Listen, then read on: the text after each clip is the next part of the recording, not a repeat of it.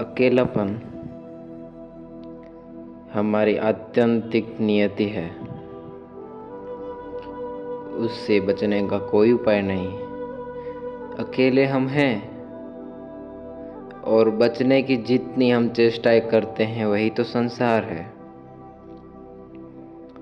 और बचने की चेष्टाएं सब व्यर्थ हो जाती है, वही तो वैराग्य है। और जब हम बचने की सारी चेष्टाएं छोड़ देते हैं, वही तो ध्यान है। अकेले हम हैं और अकेले हम चाहते हैं कि अकेले ना हो। यहीं से भूल शुरू होती है। क्यों? अकेले होने में क्या कठिनाई है? अकेले में उठने में क्या बेचैनी है? अकेले होने में भय क्या है? अकेले होने में बुराई क्या है? अकेले होने में दुख तुमसे किसने कहा है? जानने वाले तो कुछ और कहते हैं। पूछो नानक से, कबीर से, मुल्क से, पूछो दुलंदाज से। जानने वाले तो कुछ और कहते हैं। जानने वाले तो कहते हैं परम एकांत में ही आनंद की वर्षा होती है, अमृत के मेघ झरते हैं, हजार हजार सूरज निकलते हैं उस परम एकांत में। लेकिन आदमी भाग रहा है, अकेले से डर रहा है। हमें बचपन से ही अकेले होने का भय पकड़ा दिया गया है। किसी बच्चे को माँ बाप अकेला नहीं छोड़ते। कोई न कोई मौजूद होना चाहिए। और माँ बाप को जरा ख्याल नहीं कि बच्चा 9 महीने तक अकेला था, एक बार भी नहीं रोया, एक बार भी चीख पुकार नहीं मचाई, एक बार भी नहीं कहा कि मुझे बहुत डर लग रहा है। 9 महीने बिल्कुल अकेला था। अकेला ही नहीं था, गहन अंधकार में था। सूरज की किरण भी वहां नहीं जाती। मगर मनोवैज्ञानिक कहते हैं वे 9 महीने ही बच्चों की जीवन में सर्वाधिक आनंद महसूस करते हैं और उन्हीं की याद के कारण आदमी मोक्ष की तलाश करता है। मनोविज्ञान की तो यही व्याख्या है, तलाश है। जो 9 महीने बच्चे ने जाने परम एकांत में, उनकी स्मृति उन्हें पीछा करती है। उसे अचेतन में वही उसे याद सरकती है। वे सुखद क्षण वह उसकी समर्थि में डोलते हैं। वह सुभाष घेरे रहते हैं और वह उसी की तलाश कर रहा है। मनोविज्ञानों के हिसाब से मोक्ष की खोज, गर्भ के एकांत, शून्य, शांत विराग की खोज। मनोवैज्ञानिक ये भी कहते हैं आदमी जो भी सुंदर सुंदर घर बनाता है वो भी उसी गर्भ की आकांक्षा में बनाए जाते हैं। अच्छा मकान बनाते हैं, अच्छा कमरा बनाते हैं, उसमें खूब फर्नीचर सजाते हैं, गद्दे गद्दियाँ, जितना भी स्वागत करता मालूम पड़े, जितना ही विश्रामपूर्ण हो, उतना ही अच्छा लगता है। अमेरिका में तो एक नया प्रयोग चल रहा है जिसमें एक जो प्रयोग महत्वपूर्ण है, मशीन है, अगले महीने तक यहाँ भी आ जाएगी। ध्यानी उसको शुरू करेंगे। महत्वपूर्ण प्रयोग है। इस सदी में जो ध्यान की नई सदी प्रतिज्ञा होती जा रही है, एक टैंक बनाया है वैज्ञानिकों ने ठीक गर्भ के आधार पर।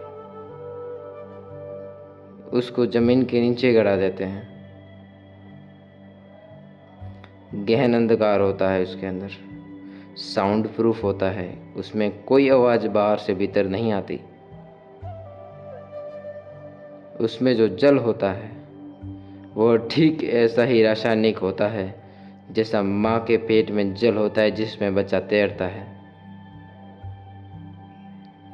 माँ के पेट में जो जल होता है उसमें इप्सम साल्ट की इतनी मात्रा होती है कि बच्चा डूब नहीं सकता।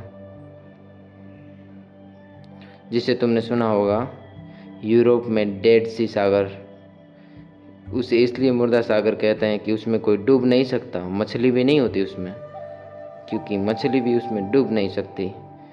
मछली को होने के लिए उसे डूबना तो जरूरी है, पानी के भीतर रहना है। उसमें कोई डूब नहीं सकता। उसमें इंसल्ट साल्ट की इतनी मात्रा है कि बिना तैरने वालों को उसमें फेर दोगे, वो उसके ऊपर ही चलता रहेगा, तैरता रहेगा। शरीर से पानी का वजन ज़्यादा है, शरीर हल्का पड़ जाता है। माँ के पेट में इप्सम साल्ट की इतनी मात्रा होती है कि छोटा सा बच्चा ऊपर डुबकी नहीं लगा सकता। पेट में पानी ही पानी भरा रहता है। माँ का पेट इतना बड़ा ही दिखा दे रहा है, उसका बच्चे की वजह नहीं दिखाई पड़ता। उसमें बड़ा कारण पानी का भराव होता है।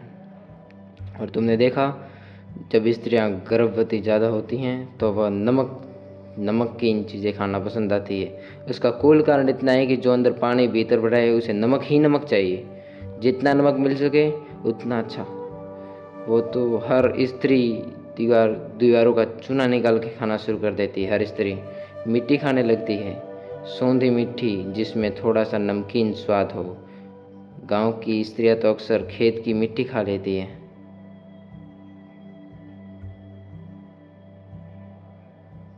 उस टैंक में ठीक उतनी ही मात्रा में रासायनिक द्रव्य होते हैं जितने माँ के पेट में होते हैं। उस टैंक में आदमी को छोड़ देते हैं। तुम उसमें डूब नहीं सकते। तुम लाख उपाय करो, नहीं डूब सकते। उसमें तुम तैरते ही रहते हो। और गहन अंधकार, और तुम्हारी नाक से बस एक नली जुड़ी रहती है, जैसे माँ के पेट में तुम माँ से जुड़े रहते हो श्वास लेने के लिए। ऐसे ही बस एक नली जुड़ी रहती है जिससे ऑक्सीजन आता है। इस टैंक में घंटे 2 घंटे रहने पर अपूर्व अनुभव होता है, शांति के, शून्य के, देह रहितता के। उस टैंक का नाम ही उन्होंने रखा है समाधि टैंक। उनके लिए कोई अच्छा नाम नहीं मिला, नहीं, पक्षी की भाषा में और अच्छा नाम है ही नहीं।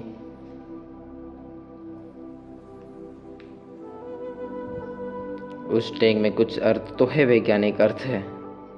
उसमें जो 2-3 घंटे रह आता है उसको पहली दफ़ा फिर से पुनः याद आ जाती है माँ के गर्भ में रहने की, और उस शांति की, उस आनंद की। वैज्ञानिक तो यही कहते हैं कि ध्यान की प्रतिक्रियाएं भी उसी अवस्था में ले जाती है, बिना किसी बाहरी उपकरणों के। ध्यान की प्रक्रिया भी उसी अवस्था में ले जाती है। मोक्ष की, ईश्वर की खोज में, उसी की खोज में है। घरों में भी हम कमरों को बनाते हैं, उस ढंग से बनाते हैं कि उस सब तरह से हमें उत्तप्त रखे, प्रसन्न रखे, प्रफुल्ल रखे, शांत रखे। मगर अब तक ठीक ठीक माँ के पेट का अनुभव, कोई भी चीज पूरी तरीके से दे नहीं पाई।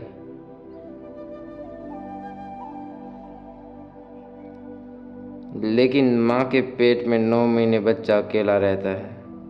न तो भयभीत होता है, न चिंतित होता है, न सोचता है कि क्लब चले जाएं, लॉटरी के मेंबर बन जाए, कि होटल हुआ है, कि ताशी खेलने कुछ नहीं हो तो समय काटें, चलो फिल्म देखा है, चलो गपशप करें पड़ोसियों से। कुछ भी नहीं, 9 महीने बिल्कुल सन्नाटा है।